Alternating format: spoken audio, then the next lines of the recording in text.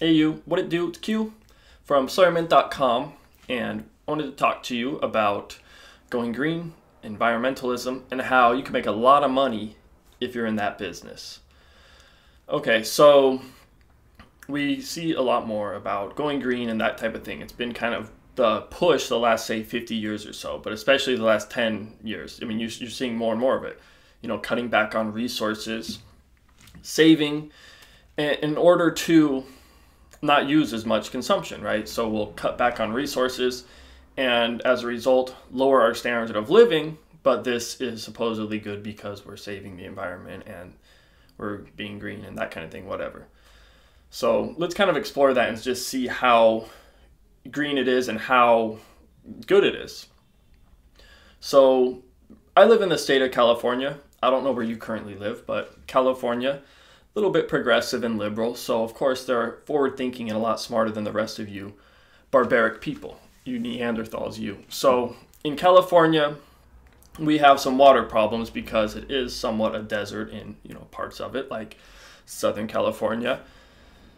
And rather doing the smart thing, which allows the free market to provide a service like water, it instead is provided by the state.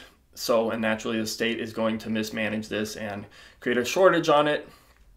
And now we have a water problem. And in order to solve that problem, we cut back on it. We just don't use as much water, right? So in the past, in a free market, if we had a water problem, companies would come in.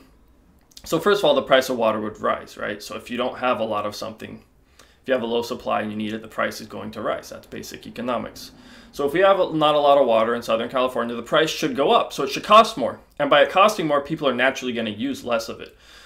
But what's also going to happen is by it costing more, other entrepreneurs and people who can find ways to provide water are going to do so. And they're going to compete to provide water for you. And by doing so, it's going to create new innovations and ways to provide that water.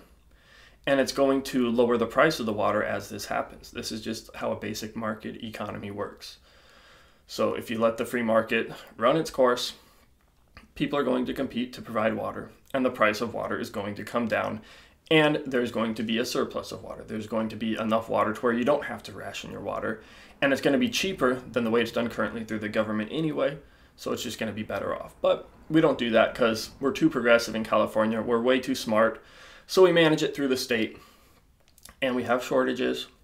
And when we have shortages, we blame it on first of all, nature, because nature's not providing us enough water. And there's no way we could possibly get it from the ocean or from some other means. So we just are screwed now. There's nothing we can do. We're helpless. So you're going to need to cut back on your water, and that's how it goes. And it's funny because we don't want to, well, there's lots of reasons why we don't want to get water from things like the ocean. Part of it is because they don't want to harm sea life in the ocean.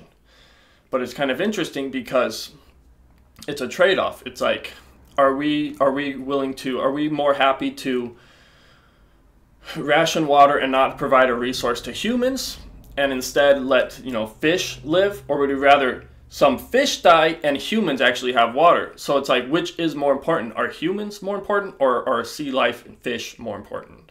And a lot of people, it seems like humans always kind of get the worst end of the deal. Humans are the bad people, the bad species, and anything humans do is bad. And anything any other species does is good, and that's kind of the way we view it. And it's kind of crazy. So that's the water situation and just how kind of weird it is. But let's explore a little bit more. So now we have paper or plastic. We used to go to the store and they'd ask you paper or plastic. And maybe they still do where you live, and that's cool. You have the option of paper or plastic, I guess, whatever. But in California, you don't get that option anymore. And you don't get the option of even getting free bags. So paper used to be the good thing for the environment, but now paper is bad for the environment because trees and paper and oh no. So no longer paper an option. Now you got plastic as the option. But the plastic option isn't free because in California, Southern California, you have to pay for your bags. So when you go to the store, you pay 10 cents a bag for a plastic bag. And why does this happen? Because supposedly, it's supposed to cut back on you using something. So if you tax something, if you tax something, you get less of it, which is kind of ironic because we have an income tax. So if you tax income, we get less income, but that's okay because we want less income. But anyway, we are taxing bags, right? So there's a 10-cent charge and people pay for bags now, and that's kind of how we do it here. But it doesn't even stop there.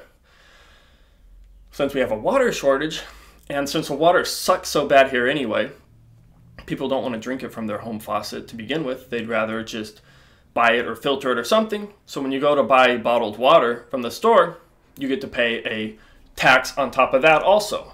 So if you're going to buy 24 bottles of water, that normally costs $3. You're going to go to the register and it's going to come out to $4. I didn't know what was going on for the longest time here. I kept buying water. It'd be on sale for like $2.99. I'm like, sweet, $2.99. And I look at my receipt and it's like $4 something. I'm like, what the frick is going on? It's this great tax we have to tax bottled water because it's so progressive and smart, and it's just so great for the environment. So you got that going on too. So you charge for paper bags, you charge for bottled water, and pretty soon hopefully shopping carts can be taxed, because why should we just let the company, the store, provide these for you when you could just have the customer pay for them? It's way better, and it's a good way to make money, right? Let the government dictate the way you run your business, and then you can just charge people on top of whatever base service you're providing. So that's what we got going on here with paper bags, plastic bags, and whatever else you can come up with, bottled water. And yeah, it's great for business, because when you go green as a business, first of all, people love it, right? They've been marketed to, brainwashed so much that anything that talks about green, it doesn't matter what it is or what the effects of it are. It's good because you're going green. People love it. So if you're a hotel and you don't wash the bed sheets because you're going green, right? You don't want to wash them every day because it takes water, resources, chemicals. Chemicals, nasty. So instead of that, you can just wash them, once per new customer. So if somebody's staying for 3 days, those 3 days will keep you keep the sheets the same. It's good for the environment. It's green. We're great people. Just do it. So that's some good savings for a business. And then they want to take a shower at your hotel. Well, the shower pressure, it's a little bit lower, but that's kind of the thing. We need to kind of conserve water. We don't want to find a way to create more water. We want to conserve water and kind of stay in this current paradigm that we're in. So we lower the water pressure. You're not going to get as good of a shower, but we're going green, and this is the right thing to do. And there's no way to improve it because we're not creative enough to improve it, but we can't do it anyway because the government controls it. So what are you going to do? So we save on water there. So that's a good thing for business. You want to wash your hands. It might come out a little bit slow, but what can you do? We're saving water. We're conserving. It's okay to inconvenience you to be green, right? Because we couldn't ever come up with a way to find ways to create more water or to get more water. So we'll just ration something and cut back on it. We're missing some plastic cups. We don't want plastic. Plastic's bad for the environment. Plastic bad, right? So we want to go green. So we're not going to have these plastic cups, but it's no big deal. You still have free ice. If you need ice, get the ice. Pretty soon we'll charge you for that too. But for now, ice, that's okay.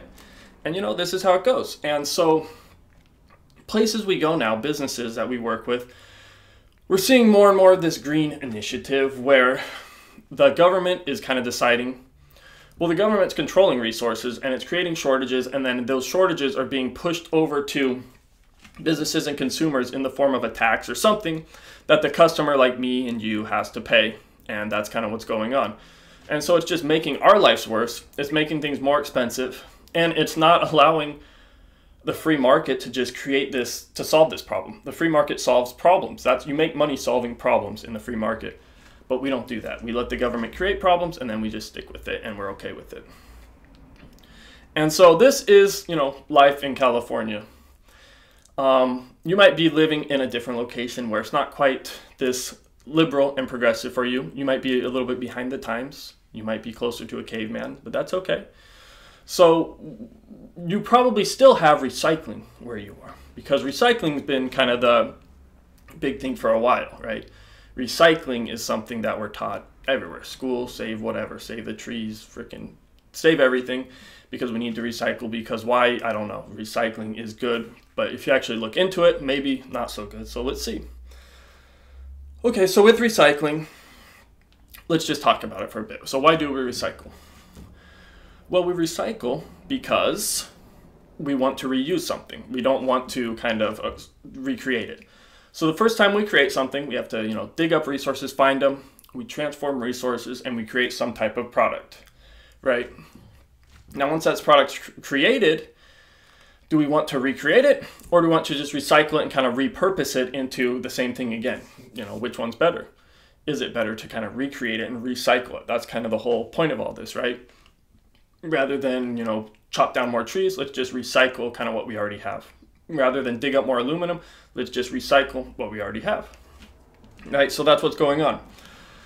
But if we actually look at what is going on when we recycle, it's kind of a different story. So just think about this. So the normal recycling scenario, right? We put out those blue and green trash containers, right, for recycling. You put, certain things in each one. So now what happens when you put it in this is somebody's going to come and pick it up. And in order for them to pick it up, they need to use a nice big diesel-y vehicle that people aren't too happy about. And it's going to cost resources to move it. It's going to take resources, oil, fossil fuels, to transport it to the recycling facility. And this recycling facility is going to need energy to run it. It's going to need people to work there to run it. It's going to need land. It's going to need resources to the recycle, right? So you bring all the stuff there and you put it in the recycling facility. Now, once it's there, the recycled stuff doesn't just recycle itself. Somebody's got to sort it out. Somebody's got to make sure everything's right and determine where it goes. And then once that's figured out, you still now have to,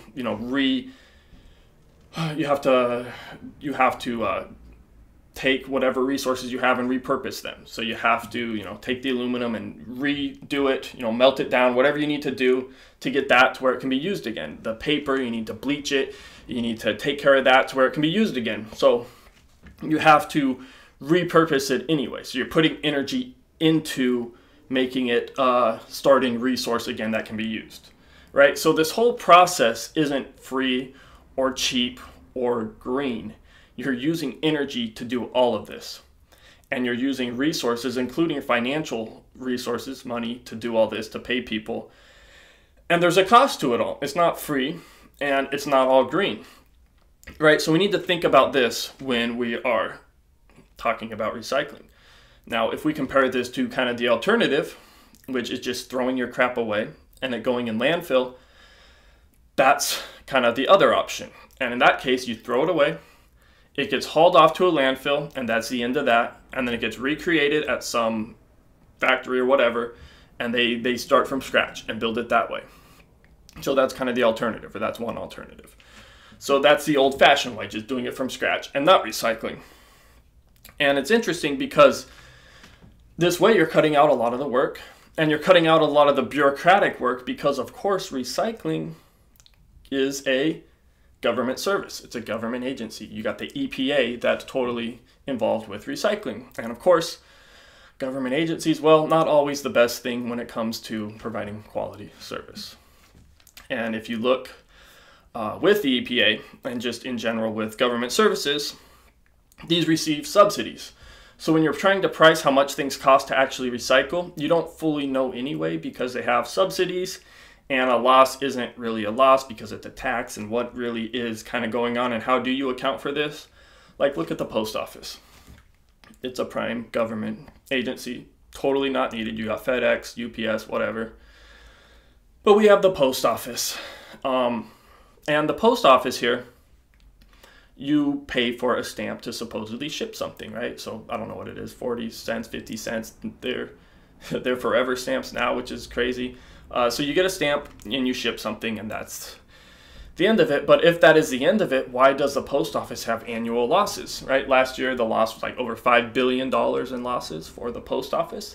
And that's not out of the ordinary because I think the last 5 or 6 years they've been losing. So they lose money all the time. And that loss, so they don't go out of business, which they should, which any other company would. They don't price that loss into a higher price to ship it, because really it should probably cost like $2-3 to ship something. It's so bad.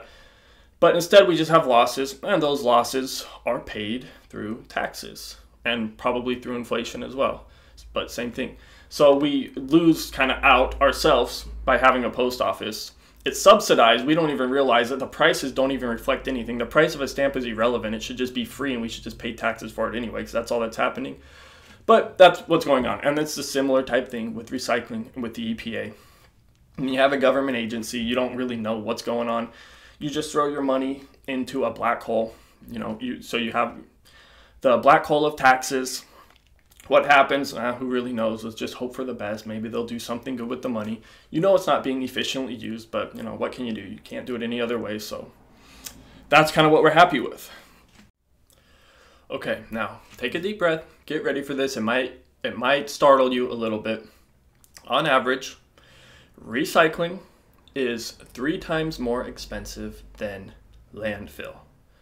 So recycling is more expensive than just throwing your stuff away, right? Just getting rid of it is generally going to be cheaper than recycling. After you take into account the manpower, the facility, the transportation, the repurposing, all of this stuff, it's going to be more expensive in general by a factor of 3. So just think about that when you're thinking of recycling.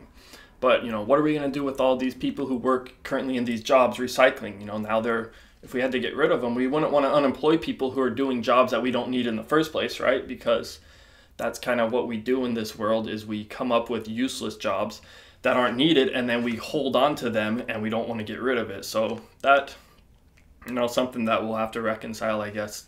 But since we're not going to get rid of recycling, I guess they're in a good position, and they'll continue fighting for that job. And if you were to kind of look at this just rationally now, if it does cost roughly 3 times more to recycle, this is just a cost, right? Now, if instead of paying taxes for it, because taxes, you just kind of lump it all together and you don't know what's going on and you don't really care. It's just like, you got to pay your taxes, whatever. But if you didn't pay for recycling in the form of taxes, and instead you just paid a use fee at the end of the year, would you rather pay $1,000 to just throw it away? Or would you rather pay $3,000 to recycle your stuff, right? Because that's pretty much what's going on, is it's costing 3 times more. So are you going to rather pay $1,000 or $3,000 to do something? Is it really worth that extra $2,000 to recycle to you? I mean, especially is it even having a good impact in the environment when you still have this footprint of all this energy and fossil fuels being used to recycle? It's just it's whatever. Now, the problem is the rainforest, right? Because what about the rainforest? We're cutting down trees, and we're using trees to create paper and things like this, and it's a problem. But it's not a problem, because let's look at it like this. So say people like to eat, people love eating food. Look at America. People love food. But let's say somebody likes to eat carrots, and we have a shortage of carrots, right? So do we need to save the carrots, or do we need to just plant more carrots, right? So people eat carrots, we plant more carrots. People eat potatoes, we plant more potatoes. People eat whatever they eat, we create more of it, right? We create what people need. This is economics 101, right? Supply and demand. Whatever demand there is, there will be a supply to meet it. People will meet that demand with the supply. So people need paper, they need trees, they need to use this resource. So what we do is we plant trees, and they're called tree farms. The same way we have farms for food, right? So you farm food, you also farm trees, right? These are both things you can grow. And freaking most of the paper and supplies that we use that need trees, they come from tree farms. They don't come from freaking rainforests, right? It's obviously BS propaganda to, get emotional people going and get them excited and happy to save whatever they can. And, it's a control mechanism, and I think a lot of people know this and kind of get it. And it's obviously not just with this, it's with a lot of things in life. So yeah, we plant more trees to provide trees, just like we do with food. Just think of how we farm with food, we farm with other resources too. So it's just totally deceptive and a manipulation. And now, so some things are cheaper to recycle. Very few, but some are. For instance, aluminum. Aluminum is cheaper to recycle, so it is a profitable thing to do. So if you are recycling, you're actually saving money and cutting back on costs and just starting from scratch. But when it comes to trees and when it comes to plastic, you're not. These are more expensive to recycle than to just start from scratch. So we really need to kind of think about what's going on here and understand, are we being manipulated when we talk about recycling? What really is going on? And what really is the environmental impact? What is the footprint that we're leaving? Because in a lot of ways, recycling is worse for the environment than freaking just producing and getting rid of it in landfill, right? So think about that for a second, or two, or three. Now, there's also another kind of thing to think about here. You have to ask yourself, what's more important, humans or the environment? And obviously the answer is both. Both of these things are important. We need the environment to be clean or whatever. We need humans to be, we have to take care of ourselves too, otherwise we die. So it's a trade-off and it's a balance. And no matter what you do, anything a human does is going to create some type of environmental footprint, right? So it's not a matter of getting rid of environmental footprints, because the only way to do that is to get rid of humans completely. And maybe some people want to do that to protect the environment, but I don't, and I don't think most people do. So we probably aren't going to get rid of humans for the environment. We understand that to a degree we are going to somewhat harm the environment, or at least use the environment to our advantage, right? Because it's not only about the environment. We're here too. We kind of got to take care of ourselves, just like lots of other freaking animals do. So you got that, and it's a trade-off. So when you use oil or something like that, you have to understand that that footprint is providing value for people. We have 7 billion people on the planet.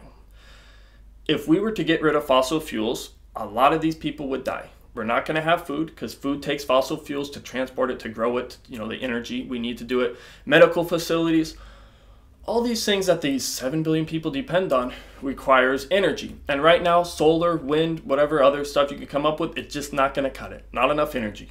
And of course, everybody wants to have the cleanest forms of energy possible, but it takes time to get there. And we have to advance to get there. And it might take energy created through fossil fuels to power the technology and the discoveries to get us to a cleaner form of energy that might not even be wind or solar. Maybe there's something better than that that's cleaner. But we're going to need energy to get there. And right now, fossil fuels is the best we got. So unless you want to get rid of a lot of people on the planet, we got to kind of keep fossil fuels. Otherwise, we can't afford to service these people. They need energy, and we're not going to get enough with the other means we have. So it's a trade-off, and it's a balance. And we need to get that. And I'm all for helping the environment. I don't think anyone really wants to go out and just trash the environment, but they do need to use the environment to kind of do things that people want, right? And that's all that's going on here. But of course, there is actually a kind of a bigger story here, because the real meat of the matter is, why is the environment all of a sudden a concern? 50 years ago, we didn't hear anything about it, right? And then 5,000 years ago, the environment sucked. We hated the environment because we were trying to survive. And here nature and the environment is freaking ruining our plans, making it hard for us to get food, shelter, whatever. The environment was a problem. But now it's like somehow we've now figured out how to survive, farm. We have all these technological advancements that make our standard of living better. So now let's worry about the environment again and how we're hurting it. But there's a reason why this is, and why people are so concerned about the environment. So I wanted to share with you a few quotes which you probably didn't hear about in school. Okay, the first quote. This is by G. Edward Griffin. Very awesome guy.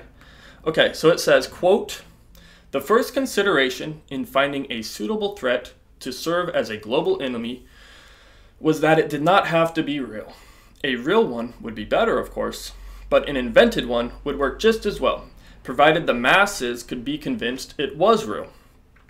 Poverty was examined as a potential global enemy, but rejected as not fearful enough. Most of the world was already in poverty. Only those who had never experienced poverty would see it as a global threat. For the rest, it was simply a fact of everyday life. An invasion by aliens from outer space was given serious consideration. The report said that experiments along those lines already may have been tried. Public reaction, however, was not sufficiently predictable because the threat was not credible. The final candidate for a useful global threat was pollution of the environment. This was viewed as the most likely to succeed because it could be related to observable conditions such as smog and water pollution. In other words, it would be based partly on fact, therefore be credible. Predictions could be made showing end-of-Earth scenarios just as horrible as atomic warfare. Accuracy in these predictions would not be important. Their purpose would be to frighten, not to inform. It might even be necessary to deliberately poison the environment to make the predictions more convincing and to focus the public mind on fighting a new enemy, more fearful than any invader from another nation or even from outer space. The masses would more willingly accept a falling standard of living, tax increases, and bureaucratic intervention in their lives as simply the price we must pay to save Mother Earth. End quote. So that's from G. Edward Griffin, and I guess he's read a few books because he kind of gets what's going on. But now let's continue with one more quote from David Icke. And you probably didn't hear this in school. Once again, let me give you a disclaimer. It might shock you. You know, it might be a little bit out there, but bear with me. It says, quote, "The environment is being used in many ways to further the agenda through problem-reaction solution. If you are looking to impose global solutions, you need global problems. And the environment is perfect for that. It allows you to pass international laws and create centralized global organizations to police them. It allows you to move native peoples from their ancient lands to create wildlife parks and conservation areas all over the world, particularly Africa and the Americas, which then come under your centralized control." End quote. So these are just two quotes giving you kind of an idea of what's going on. If you're watching these videos, I think you kind of already know this and you probably are already aware, but just, you know, I guess to kind of show you still that, yeah, this is what's going on, and it's kind of obvious to people who research government or any of this stuff, right? There's people who want to control others, and if it's not religion, they'll use science. If not science, they'll use the environment. They'll use war. They'll use whatever they can. They'll use whatever tool is available to control people, and the people can't get enough of it, and they love it, and they're pretty easy to control.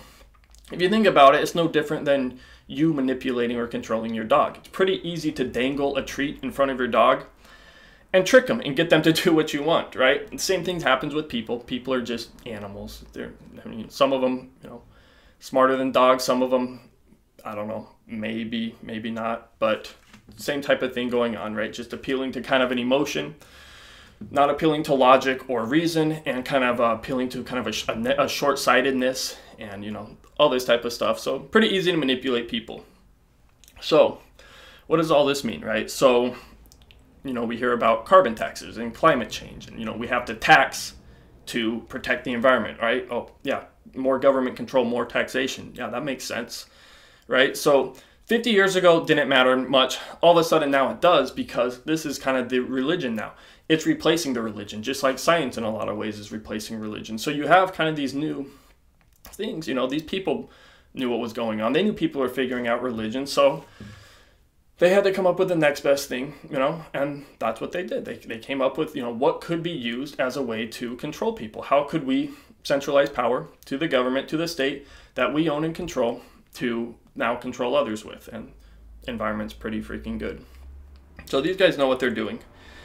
And we are getting a lower standard of living because of it, right? So like I've talked about, rather than figuring out ways to create more water or to solve whatever problems we have, we just accept rationing and a lower standard of living. we just accept that as kind of the way to go, right? So instead of solving a problem, we just adjust to the problem. And that is not a very smart thing to do, but since most people not too smart, that's what we do. And I get being a minimalist and, only using what you need in this type of stuff. I'm very close to that myself. I love minimalism and just being very efficient and, whatever, being minimalist.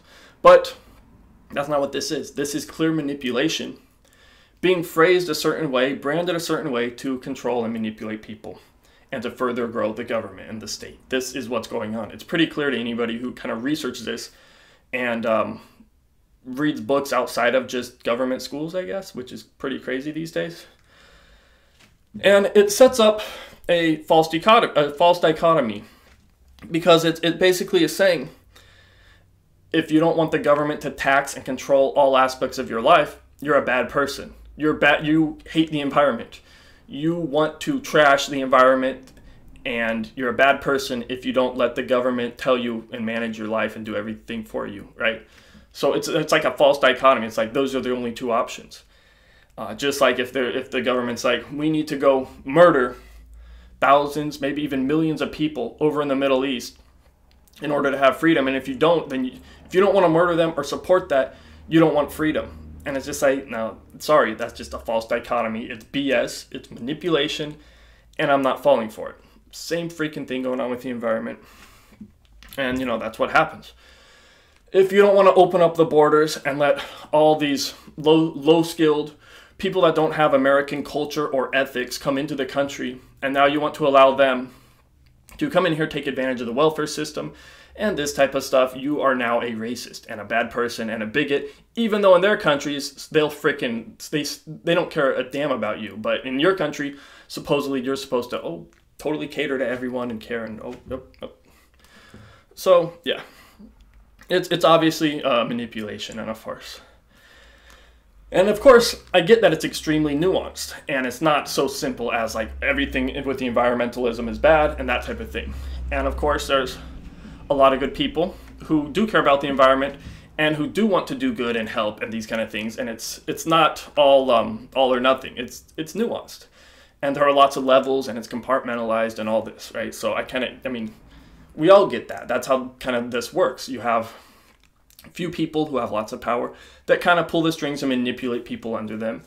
The people under them, maybe they kind of know some of the picture, maybe they don't know all the details, so they kind of act, in the capacity they can, thinking from their perspective that they're doing good, and from their perspective, they probably are doing good.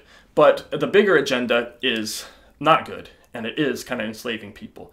And, it's no different than the dog thinking that they're doing good while they're being manipulated. It's the same type of thing.